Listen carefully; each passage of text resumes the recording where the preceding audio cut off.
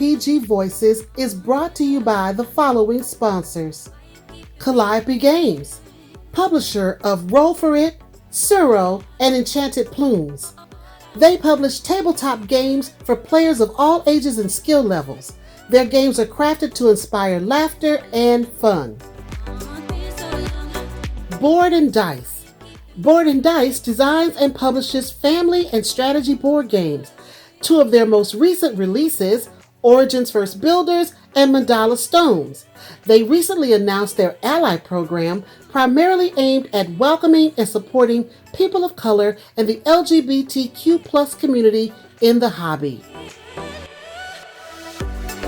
Rose Gauntlet Entertainment, publisher of the upcoming game Keystone North America, available on pre-order. Rose Gauntlet Entertainment believes that games are for everyone and that their greatest purpose is to bring people together. Modiphius Entertainment is a British entertainment publisher of the upcoming game Skyrim adventure game and their latest release Fallout Wasteland Warfare.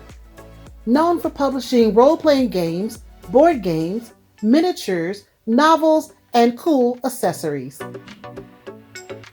Hi everybody, I'm Starla. I'm Mick. And we are Our Fan Plays Games. Voices, yeah! Yeah. We're on episode 4. 4! Can you believe it? Yes, we rolling. We are rolling We right are along. rolling. And we're still in February. Yes. So we're celebrating Black History Month. Yes. And we have great contributors this Yes, we month, do. Yes, as we do. Always, As for this always. episode. Yes. So in this week, we've got Aaron from GameEnthus coming in. How to play. How to play. Yeah. We've got Fertessa Allyse. Yes. With the Designer's Corner. Yes. We've got We're Playing Games Yes. with Maggie, Yeah. Megan, and Chris. Yeah. We're going to be talking about some games. They're having fun. They always be having fun. And Love it. our newest contributor Woo! is Amanda Panda. Yeah. And she's going to be doing a segment called Panda Speaks. What's she talking about? Let's hear it. Yes. Yes. But before we get into all of that good Yes. stuff, we're going to talk about what it takes to be just good humans. Here we go. Hi, everybody. Welcome back to Good Humans. Now, last episode, I focused on sameness because I was focusing on, humanity and a human is a human is a human. But this week, we're going to talk about differences. Now, differences are the things that make us unique, the things that, make us, have variety in life. And, there's an old saying that variety is the spice of life. So yes, everybody's human. We have some of the same dreams and goals, but it's those differences that make living fun. I mean, it would be a horrible world to live in if everybody looked the same, acted the same, dressed the same, thought the same. That would be horrible. So we have to embrace our differences and appreciate them. Be happy that some people are tall and some are short, and that some people have red hair and some have black hair. Some have white skin, some have dark skin. Some have black skin, some have red color skin. Be happy with those things and embrace those things. Some people speak, a language that's different from yours. Be happy about that and try to learn from those things. Cultures are different, and those are good things. Things to be appreciated, things to be enjoyed, not things that we use to divide and try to conquer each other. We shouldn't take our differences and make them tools that we use to put others down or make people feel less than. Instead, let's embrace difference. Let's embrace the cultures that are different from ours. Let's embrace our variety as human beings. So the French always say, "Vive la différence." And I love that people are different, they're unique, we bring a different perspective to the table, we have different ideas, we bring humor, we bring creativity. Differences are great. Let's embrace them, let's respect them, and let's just be happy that we're all humans that have something different to bring to the world. So, as we always try to do with Good Humans, our goal is to just make this world a better place, one board gamer at a time. See you next time, everybody, and let's all be good humans. Hey, I'm Aaron from GameEnthus.com, and let me get this right out of the way up front.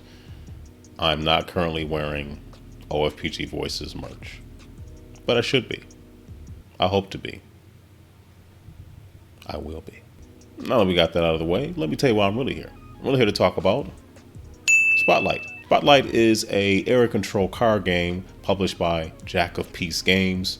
More importantly, it was designed by Jay Bell and Adam Stichter with art from Jay Bell. So in Spotlight, players are going to be competing for different areas to earn points in an ever-changing landscape of rules and requirements. Let me show you how it plays. So these are the major components in Spotlight, which, as I said before, is a area control game. And according to the box, a game of secret area control. So players are going to be trying to vie for control of these areas, which are basically creating columns of cards with various suits / colors for these particular areas. And these areas are actual points: 9 points, 7 points, 5 points, 8 points. And the game recommends that you start off with these 4 particular areas, primarily because these are just about pure points: 9, 7, 8. But the 5 here allows you to change things up just a little bit. So the 5 says the suit with the lowest total value wins in this area. You do have a deck here of more area cards, which mix it up a little bit. So this one says add 2 value to the cards played in this area with a value of 2. Add 1 value to cards played in this area with Spotlight cards. So you can shuffle this up and mix it up as you get better at the game and more familiar with it. But just for starting the game off, these 4 cards are the ones that do come recommended. I have these cards here just to show you what the numbers are. You're going to have 2, 3, 4, and 5 of varying suits / colors. So according to the quick reference guide, this is the player A quick reference. This is player B, but they're both double-sided. So in terms of distribution, for each color, blue, orange, gray, and purple, there's going to be 1 2, 2 3s, 2 4s, and 1 5 in each one of these colors. Before the round really starts, players are going to get their cards, depending on what round it is. If it's round 1, they're going to discard 2 cards. If it's round 2, they discard 1. And if it's round 3, they discard none. After discarding does or doesn't happen, depending on the round, players are going to pick from their hand, not from this deck, I'm just giving an example, from their hand, a card that they want to designate as their personal suit. It's that player's choice, player A's choice, player B's choice. It's not random. You pick the one that you want based on the other cards in your hand. So let's say player A had a lot of gray and they feel pretty good. They have some high gray cards, so they're going to pick this 3 gray to be their personal suit. They would put that face down, and what that means is, as the game is going on, let's say they really want to get control of this area, so they're going to play a 5. But they wouldn't just play the 5 because this 5 is clearly purple. They picked gray for their personal suit. So what they would do is they would take one of their 2 Spotlight cards and place it like that. So what that means is, at the end of the round, the color / suit of this card is going to match their personal suit, not what you see. So to player A, this purple 5 is really going to become a gray 5 at the end of the round. Now player B doesn't necessarily know what that is. What player B knows is that whatever this is not purple. And players are going to be doing that through pretty short rounds in order to have the most of their personal suit come up in an individual area and earn these cards, which are points. At the end of the round, players will take these cards if they've earned them, having control of that area. At the end of the round, whoever has the most points, you guessed it, wins the game. So things will begin by dividing up the deck between player A and player B.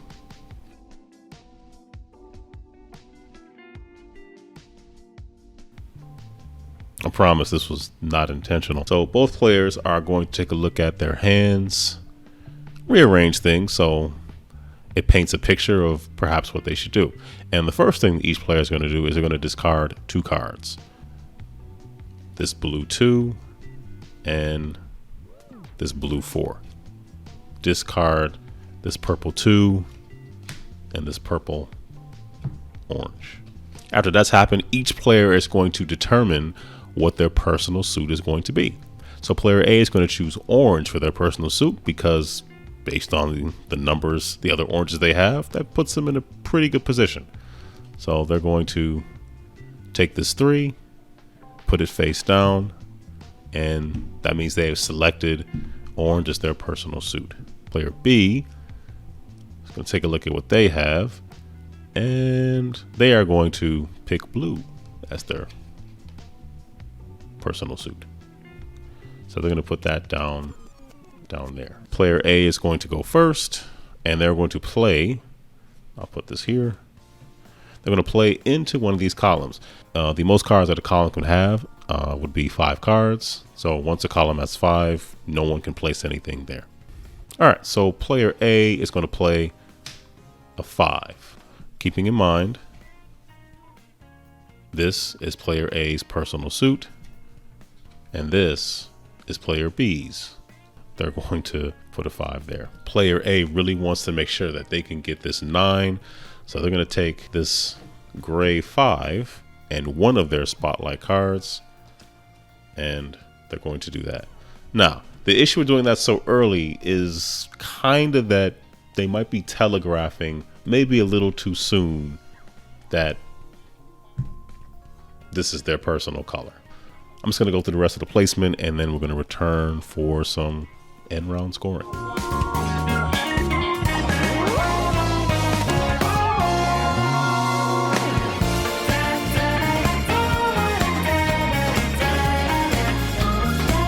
Okay, both players are out of cards. At that point, both players would reveal what their personal suit / color is at the same time. So player A is orange, player B is blue. So we go through each area and we count it all up. So the majority here is clearly A. They have 5, 10, 14.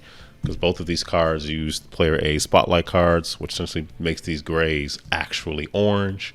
So these really just count as oranges. So that's 5, 10, 14. Player A is going to get that, and that's essentially 9 points. This will go to the side.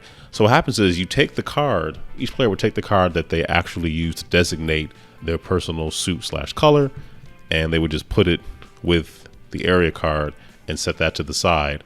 And then both of these would count as points at the end of the game.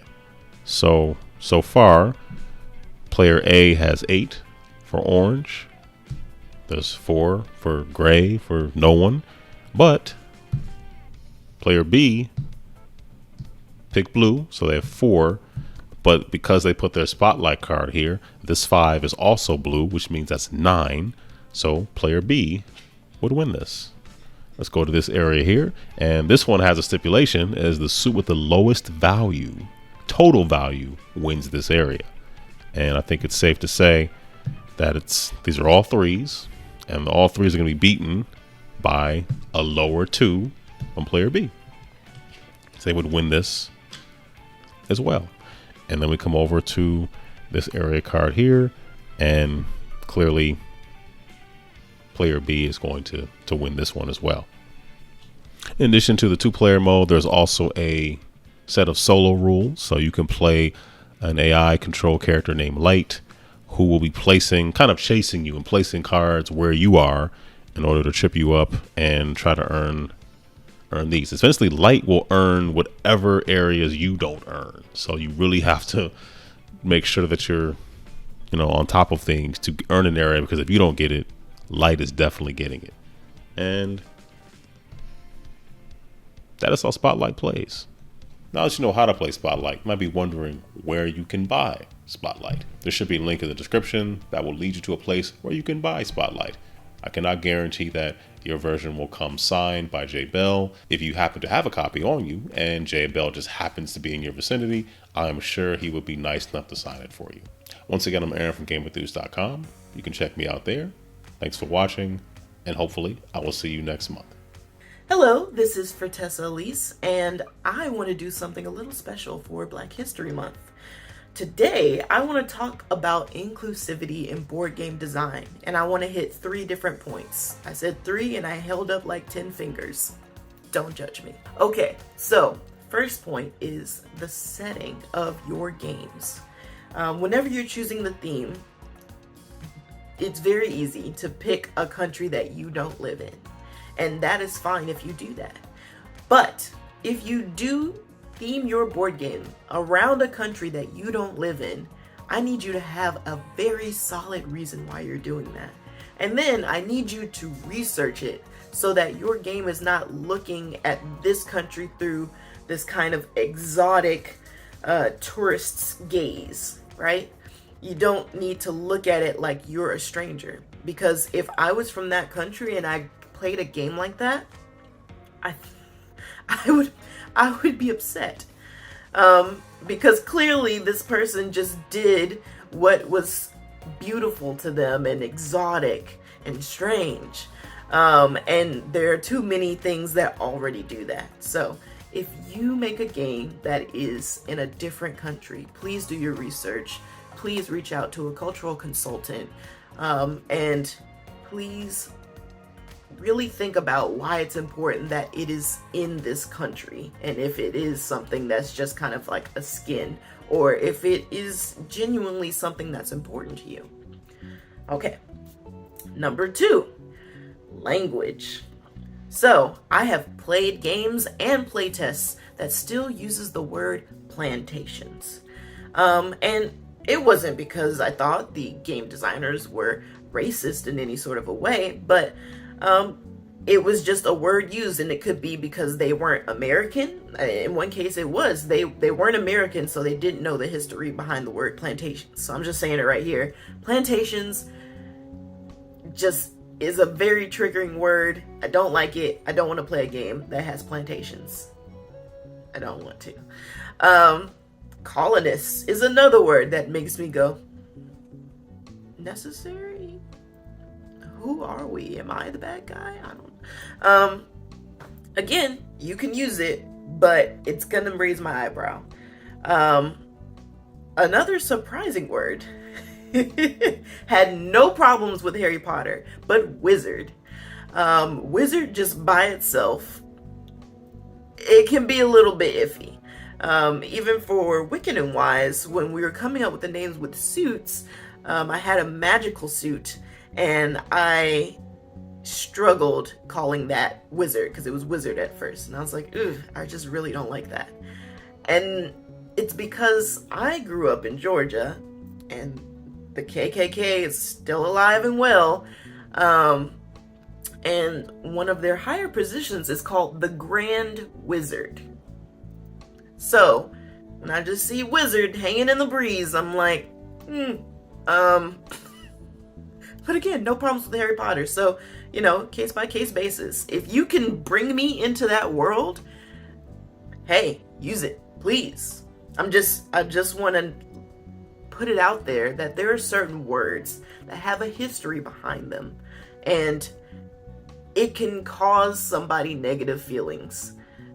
So just be thoughtful about the choices and terminology that you use. For example, if you have all these resources and you choose cotton, again, America, slavery, picking cotton.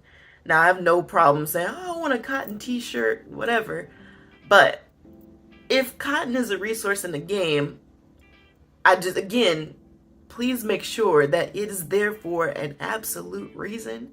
And there weren't other resources you could pick from, because I don't want to be picking cotton as my resource.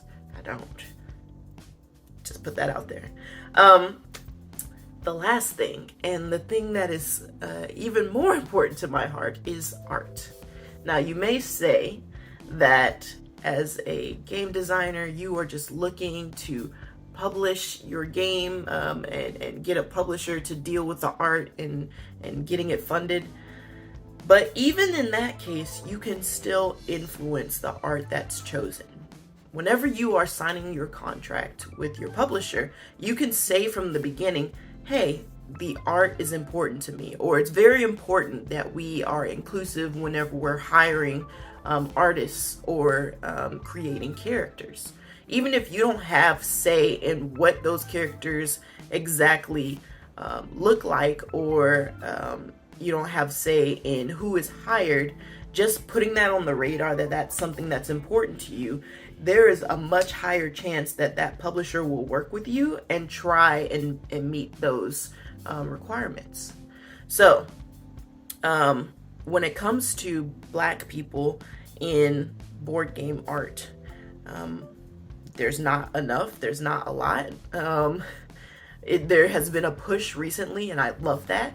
I want us to keep pushing, because too many times I sit down to a game and all my friends can pick these characters that look like them, and I just have to settle. Or, and here's my next point, I have to pick the token Black character. Because the other trope that I see is usually if somebody does choose to include a Black character in their game, it always has, or they always have, the same hairstyle. And there's three tropes that I really see. There's the afro, and they're just like, afro it up, poof, it's a Black person, you're done. There are the box braids, and you know, that's something. Braids are a style, but come on, there's so many more. Or you have the straight hair. It's not clear from my bad drawing, but you have the straight hair, and there are Black people with straight hair. But let me tell you something. A lot of Black people have naturally curly hair. The process of making our hair straight, because my hair was straight in a perm until I was a young adult. And it happened, you know, when I was a very young child, I want to say 6, 7. The process of a Black person perming their hair, at least as a woman, is they put these chemicals on your hair that burns and scars your scalp, because sometimes the stylists just leave it on for so long, but it sits there until it tames your hair to be straight. And this is something that started because white hair was considered better, so Black people straighten their hair to be not as intimidating, to blend in a professional setting, to have success, and just to deal with their hair, because there wasn't even a lot of information out there for parents on how to even deal with natural hair. It was just geared towards the straight hair.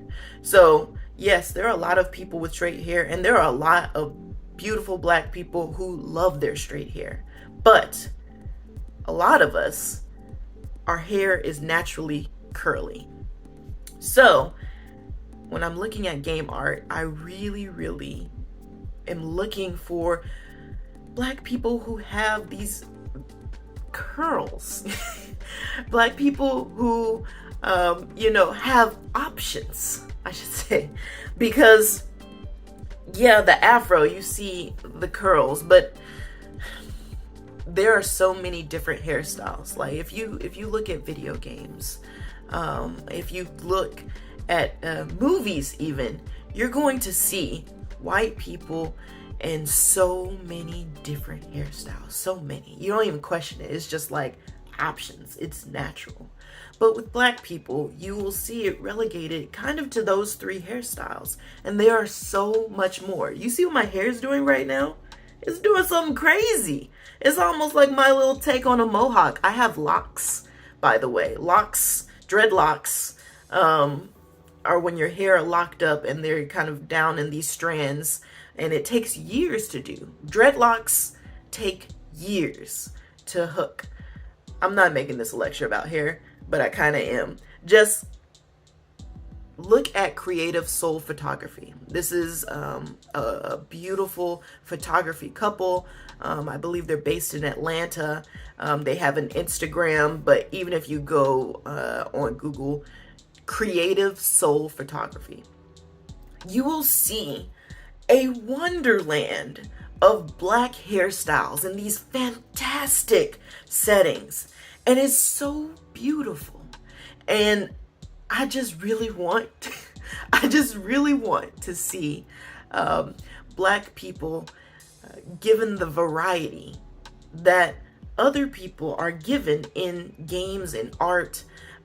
So I'm going to end that here. This turned into the hair lecture that I did not expect it to be. But whenever you are doing your game design, just know that it matters. It matters whenever you include other cultures. It matters when you include other Black people and people of color. And it matters what they look like. Also, it matters what terminology you pick. So just be purposeful, be thoughtful when starting your game design. And that's it. Thank you.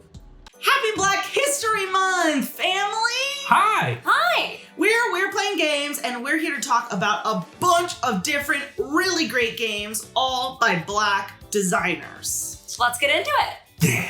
Up first is Tattoo Stories by Eric Slauson. In Tattoo Stories, you're playing as competing tattoo artists trying to make the best tattoo for your client. Your client's gonna turn over 5 cards with just some words to get the creative juices flowing. I'm gonna brag and say I'm really good at this game. We tied. But like, I kind of won in spirit. I drew the best wizard tattoo. Yeah, but I drew a very wealthy mayor of New Jersey who was a ghost. The mayor of New Jersey. Great. Go draw! This is Companion's Tale by Laura Simpson. It's a great game if you are in the mood to do some role-playing but don't want to commit to a whole campaign. You can play it all in one sitting. It's a mixture of a map drawing and storytelling game about the hero's journey through the eye of their companions. That has a unique point of view for the stories that you're telling, and also you tell the story through the map. Mm-hmm. So it's a great exploration of history that you're making up together. What is truth? Sometimes storytelling games get caught up with if you're at a table with people who don't want to talk and you flip just 2 words, but this is so much richer. We made a haunted Halloween town once. Oh, sorry, I gotta bust up my tomes. We love to play board games, but sometimes we like to play role-playing games, and these are great examples. These are both by designer Chris Spivey, so they're so heavy. We first started with Harlem Unbound, which is a Call of Cthulhu kind of like companion book. So it's a historical setting in the Harlem Renaissance. We got to play on our block. We got to roleplay on our block. It was a lot of fun. This is probably one of the most fun experiences I had reading a role-playing book, so it's worth it just for that. There's a lot of really cool mix of history and fiction in here that really kind of opened, I think, our minds to playing different kind of characters in role-playing games. Obviously, it centers Black characters, but there's also a lot here about queer characters in history and in fiction, which is something we really gravitated towards. We're just kind of obsessed with him. We're so obsessed. We haven't played this yet, but we're going to tell you to buy it. It's Haunted West. It's Chris's own role-playing system. It's kind of similar to Call of Cthulhu, except this takes place in the historic Western expansion of America, but again, centering voices that aren't usually heard in those stories. So we're very excited to do this. We'll report back when we played it. I'm sure it'll suck us in. Full disclosure, when we played Harlem Unbound, we played for 7 hours straight without realizing it. All of a sudden, it was 3 a.m. and we were like, oh, I guess we should go to bed. But we were having so much fun, we could have played all night, I think. Wow. Great work. Poked a hole in our couch. As a real Egypt tomboy as a kid, I have been excited for this game from the very beginning. This game is so good. It seems very complicated and it is a heavy strategic game, but the rule book is so simple. The mechanics really make it fun and easy to start playing, and crazy stuff happens. These 2 separate gods became one god. I don't love area control games, so I went into this game with like a little bit of a predisposition that I wasn't gonna like it, and I think that I realized that a big part of that reason is because when I play area control, I get very defensive. I don't like to go and attack, I like to hold my ground. And this game pushes you to attack. You have to. And I think that being pushed out of my area control shell in that way really opened this game up for me, and maybe opened up area control games as a whole for me. This game taught me how to love. I think we also just really loved the art, the character design. It's very fun to play a fantasy game set in like a time in mythology that we usually don't see in board games. Like we don't have any other ancient Egypt games. Yeah. And that's a lot of fun to play with. All right, last up we have Rap Gods by Omari Akil and Hamu Dennis. We just played this game for the first time last night and had a blast. It's a really fun, light to medium weight game, a lot of hand management, playing cards. What I liked about it, which I like in a lot of games, is that there's a ton of different ways to win victory points. It's also can be a really high scoring game. I got 150 points. Megan smashed us. Absolutely. I got 40 points. If Absolutely you work wrecked us. hard, it's a high scoring play. I worked hard. You're all working to be the most prolific, most famous, most Rap successful god. rap god. And Megan really cleared it out of the park. I was just a Chicago nerd who could not get off his feet. I was a stormtrooper. It's fun. It's a really well thought out game. We know and love Amari, who's another great queer game designer as well. Board games aren't one thing. Black History Month is not one thing. It's queer history, it's women's history, it's American history. And this game, I feel like, really encompasses all that. And I think that is something that Amari and Hamu kick out of the park with this, that so many games don't even attempt to do. And there's also a storytelling element here with the cards. There's really great color text, and you're really telling the career journey of your rapper. These are just some of the amazing games that Black designers have contributed to our hobby. I am so honored, we all are, to be a part of this show on this channel that is doing so much to increase these voices in our community. See you next time! We have to say, we're playing games. All right. Because we're Playing. Games. Hi, I'm Amanda Panda, and welcome to Panda Talks, where we will talk about anything and everything board game related. Now today, we're going to start with 5 games that have pandas in them. That's right. I mean, who doesn't like pandas? First, a light dice chucking filler game called Pass the Pandas from Ultra Pro. Now, why anyone would want to pass pandas, I don't know. I collect them. But in this game, you're going to be rolling dice. You're going to pass all the pandas that you get. You're going to put all the water into the middle pool. And if you roll more bamboo than the previous player, you get to give them the difference. And you want to get rid of all of your dice. It's a fun game to play while waiting for food and friends. Next in my collection is Animals on Board from Pegasus Spiel. Everyone has an arc that they want to fill up with as many animals as you can. You're going to decide when it's best to split the waiting group or when you want to take animals onto your arc by bribing them with food. It's a quick and light game that's great for people who love to collect animals. A real gem in my collection is Zularetto. I mean, look. I love the art on the cover. It's from Rio Grande Games. It's a game where you'll be creating your own zoo. And you need to fill these enclosures with animals that you're going to draft from delivery trucks. You're going to buy food stalls and place them in order to attract the most visitors. Now, the most recent game to my collection that has pandas in it is Barren Park from Lookout Games. You'll also be building a park, but this one's filled with all different types of bears, including polar bears and koala bears. This is my type of park. But you'll be doing this with polyomino tiles. You'll be placing tiles to fill your park and cover icons that give you more tiles. The puzzle is in fitting all the animal enclosures, the green areas that include playgrounds and toilets, and bear statues to fill your park completely and claim achievements. I love these types of games, and you end up with a really fun looking bear park to take pictures of.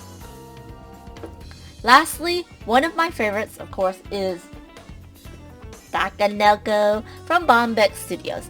Now this is a first edition game. There is a second edition with slightly different rules, some changes on the gold cards that are supposed to balance them, and they changed them to colorblind friendly icons, which is awesome.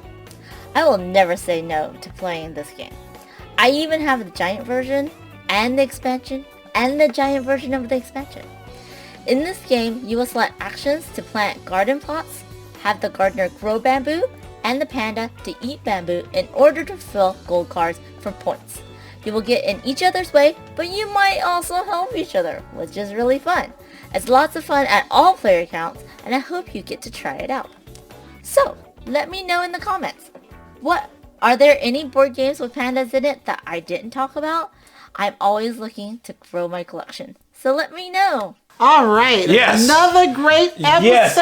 We love them all. And welcome to Amanda Panda to the fold. Yes. So Yes. this has been another great episode. Yes. So proud of our contributors. Yes. So proud of Love them all. everything that they bring to Yes. OFPG Voices.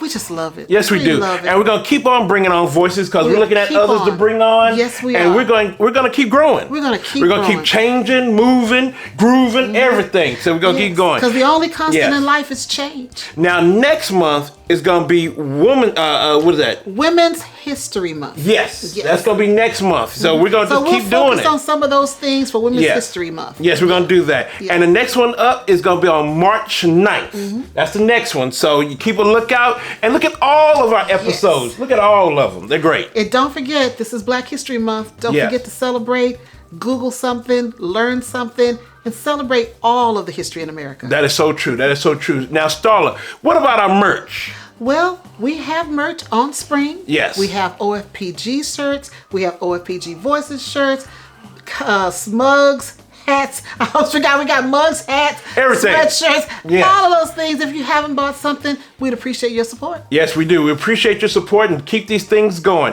We also want to thank all of our sponsors. Oh, our we love sponsors them are all. awesome. Thank you to all of them for coming on board and just helping us out, and just we're so glad that you're supporting this mission. We are so glad. We Yes. love y'all all. We do. We love you. Now, Starla, where can they find OFPG and OFPG Voices out there in social media world? Well, if you're looking for Our Family Plays Games or OFPG Voices, you can find us on Facebook, Yes. Instagram, Yes. Twitter, Yes. and right here on YouTube. Right here. Now, family, thank you so much for joining OFPG Voices and seeing all these beautiful voices that we're putting out in the world. We're so glad you're here. Keep coming with the comments and all the, the questions that you might have or anything. Just keep them coming. And always know, family, and I mean seriously, always know we love you. Bye-bye.